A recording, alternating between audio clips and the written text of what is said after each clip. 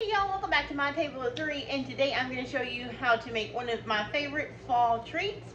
It is a fresh apple cake, and it is a family recipe that's been passed down for many years, all the way back from my great-grandmother, who we called Nannie. So in our family, this fresh apple cake is called Nannie's cake. Although my mom has updated it, I think with a couple of things, we still call it Nannie's cake because that's how we all remember it. But today I made it in these small mini loaf pans because I'm doing it for a bake sale that I have coming up.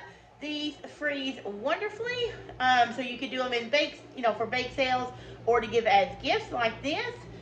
Typically we make this in a round bundt pan, and it bakes at a 325-degree oven for about an hour to an hour and a half. It'll vary depending on your oven, but it's a very dense cake as far as the batter's really thick and rich.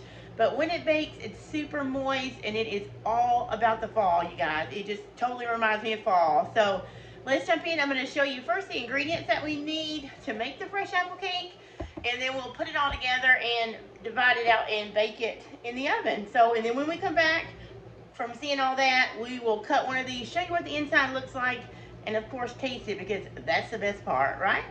So let me show you how I bake these fresh apple mini cakes. All right, so I am going to make for you my Nannie's fresh apple cake. She was precious to us all. She was a firecracker. I'll just leave it at that. But she made this apple cake for years, and my mom wrote it down for me in this cookbook that I had that she shared all our family recipes, and I'm passing it on to Nate. If you're interested in a cookbook like this that you can fill out yourself, let me show you. There's all kinds of my recipes I've written down, but they're blank, and you can write them down and pass it down. I'll link that below through an Amazon link. But right now, let's look at our ingredients that we need. You will need oil. And I use coconut oil. I just melted it because I detest vegetable oil, so I never use it. Or canola oil, corn oil, they just gross me out. But anyway, use whatever oil you like, but this is melted coconut oil. It is the refined kind, so it does not have any flavor, no coconut. So if you use coconut oil, make sure you get like the Luann's brand that you can get at Walmart. Just make sure it is not virgin and it's not refined, because it will have a coconut taste if it does, but this one does not. So oil and sugar, some eggs from my chicks outside, all-purpose flour, chopped nuts. You can use pecans because they're delicious as well, but I have a ton of walnuts right now, so I just chopped up some walnuts to that. Then there is your vanilla, and then in here are my salt, baking soda, baking powder, and 2 teaspoons of cinnamon.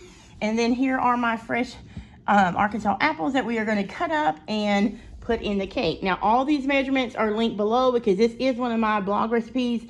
I just basically taken it out here, put it on my blog for you guys so you can have it and print it out. So check the description below, go over. You can get all the ingredients plus a step-by-step and the amounts, as well as a printable form. So let's take all these delicious ingredients and make a fresh apple cake for you guys. Okay, so I already put the oil in. The next thing I'm going to do is put in the sugar. And I'm going to go ahead and put in the vanilla as well. And go ahead and mix that up. I'll put that here so you guys can see.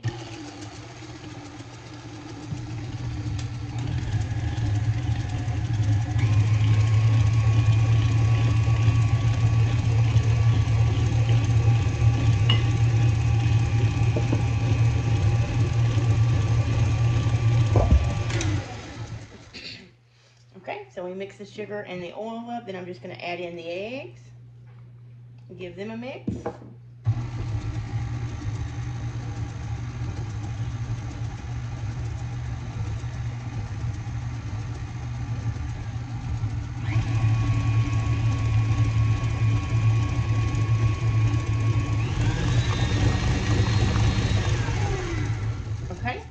The next thing I'm going to do is add in our baking powder, baking soda, cinnamon, and salt.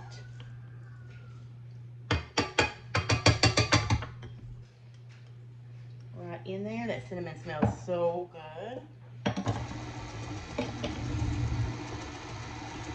Okay. We'll run this really quick.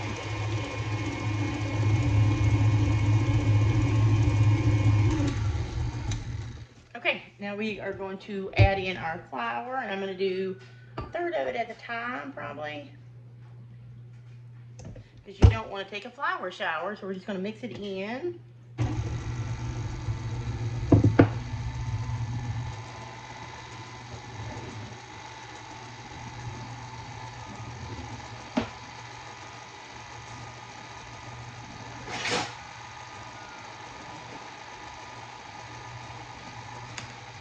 Okay, we don't want to overmix, so we just another third of it.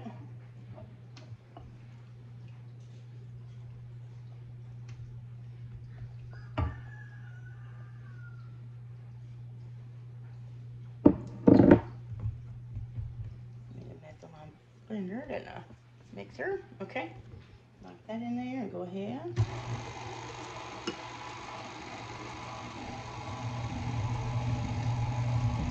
And this is a very thick dough, so it will be a thick batter, not a dough. So we're just gonna, okay, and that's in, and then I'm gonna add the rest of our flour because you don't want a tough cake, so you don't want to overmix. So we're barely mixing just to incorporate everything. And then we'll add in the apple and the nuts.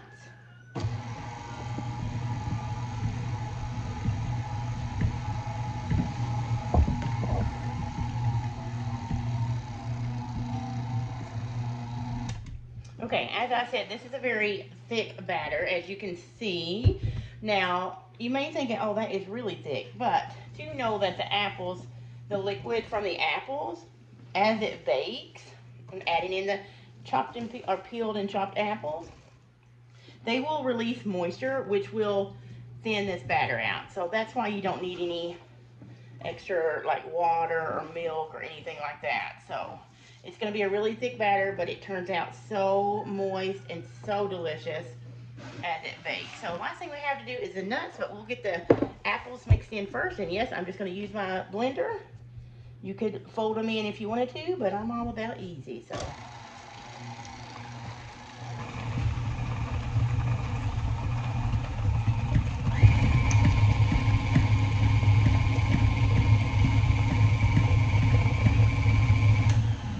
Okay, and this is my walnuts I'm going to sprinkle in.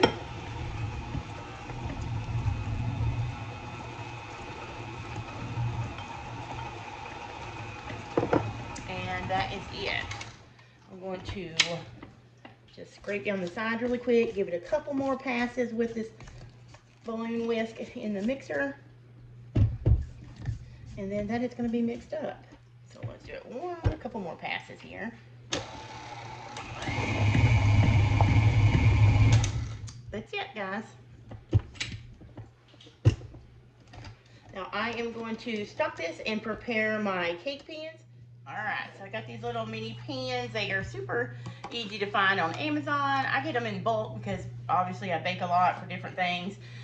So I'll link to the ones I use on Amazon. They are definitely sturdy, so if you needed to and you only wanted to, you know, if you wanted to make them a stretch, I have washed these and reused them and just sold the loaves not in the pan, or they are very sturdy and you can sell them in the pan as well. So I'm not sure how many minis this is going to make, but I'm going to spray each one with cooking spray.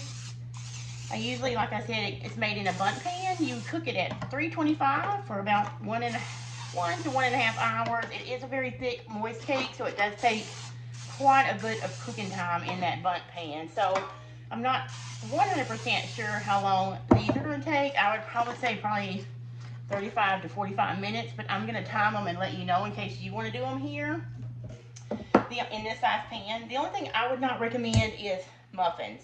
You can make muffins. I guess I should say it differently.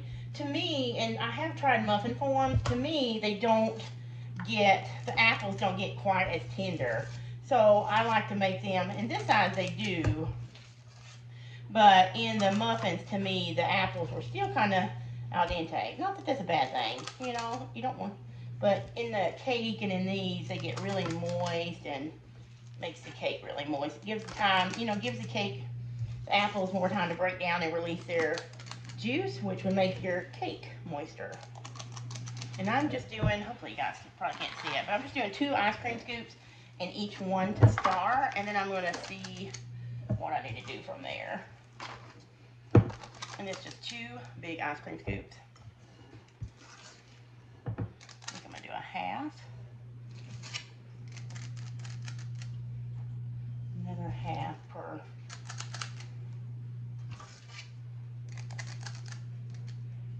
pan. So 2.5 ice cream scoops for a mini pan. I think I'll be able to get 3 more. So that's gonna be 8 of these mini pans. Let me go ahead and I'm gonna kind of move it out a little bit. And if you wanted them to mound up bigger on the top of the, over the pan, you could definitely put it in there. But this is about halfway full, and I think that's a good starting point for a nice size mini loaf that people would buy, because it's not 2 servings, probably 2 if you cut them in half, 3 if you want to go smaller. Sometimes I've fed one of these to my family. All 3 of us just kind of cut it, and we each get a nice size chunk. So I'm just going to spread them out evenly so the cake bakes evenly. Yeah, and look at that. So there are 5.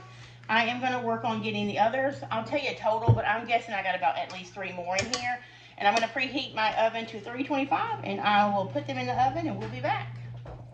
All right, so I ended up getting 7 mini loaves. Not 8, but that's still pretty good for this recipe. 1 bundt cake or 7 mini loaves. So it looks amazing. Now my oven is preheated to 325, so in these goes, and I'll be back when they are finished. And the way I will know they were done is because once I've cooked them, I will put a toothpick in the middle and make sure they come out clean. And we'll come back and I'll discuss how long these little mini pans took to bake in the oven. All right, guys, so I go ahead and took these out of the oven. They are completely finished cooking. It took about 45 minutes to get them clean when you put a toothpick in. And so the house smells amazing. So these are the little fresh apple cakes. I am going to cut one to show you what the inside looks like in just a little bit, and I will show you a picture. You probably saw it on the thumbnail, but I will also show you a picture right here in the corner of what the cake looks like when I make it in a bundt pan. And in the pictures in the blog where you'll find the full recipe, you'll see I've done it in a bundt pan, and I also put a caramel glaze over it, which you could do these as well. So you could leave it plain, which I'm going to leave these plain, or do the bundt cake with the glaze. So I'm gonna let these cool, and then I will cut it and show you what it looks like. All right, you guys, you may hear the dishwasher running, but it is going over here in the corner. So if you hear it, that's what you hear. But here is what one of the finished apple cakes look like, the mini ones. And I sliced it up, and I'm just gonna show you that. Look at that. There is so much goodness in there. Let me show you one of the middle pieces. It is super packed with apples and those walnuts, and that warm cinnamon flavor is out of this world. The one thing I like the most about this apple cake is at the top here, as it bakes, it gets the most delightful crispy top. Not hard, but just slightly crunchy, where the probably the sugar in it caramelizes and kind of gets crackly. It is so good, and probably my favorite part of the cake, even though I like all of it. Anyway, I hope you guys have enjoyed this favorite fall cake of mine, and you give it a try. You've seen how I made it in the bundt pans. I showed you those pictures in my blog post. Remember, it's linked below. You can get the full printable recipe there, including a bonus of a caramel drizzle that makes this cake even more delectable if that's possible. But until the next video, you guys, I will see you next time.